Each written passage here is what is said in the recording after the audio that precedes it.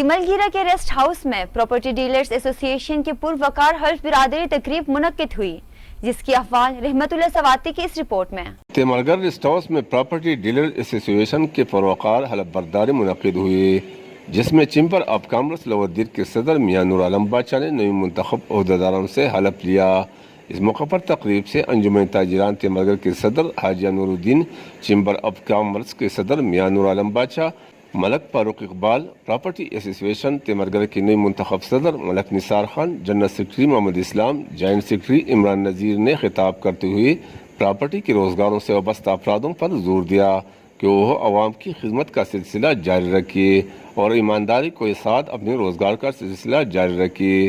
انہوں نے پراپرٹی ڈیلرزوں پر زور دیا کہ وہ متنازعہ ارضیات کے خرید فروخت سے گریز کرے اور اس حوالے سے خرید فروخت سے قبل ارضیات کا خوب چھان بین کرے۔ مقررین نے کہا کہ لور دیر میں ارضیات کے سیٹلمنٹ نہ ہونے سے انہیں مشکلات کا سامنا ہے، اس لیے لور دیر میں ارضیات کے سیٹلمنٹ کیا جائے۔ مقررین نے پانچکوڑا ڈویژن کا فوری قیام کا بھی مطالبہ کیا۔ کیمرہ ٹیم کے ساتھ رحمت اللہ سواتی، تملگیر، لور دیر۔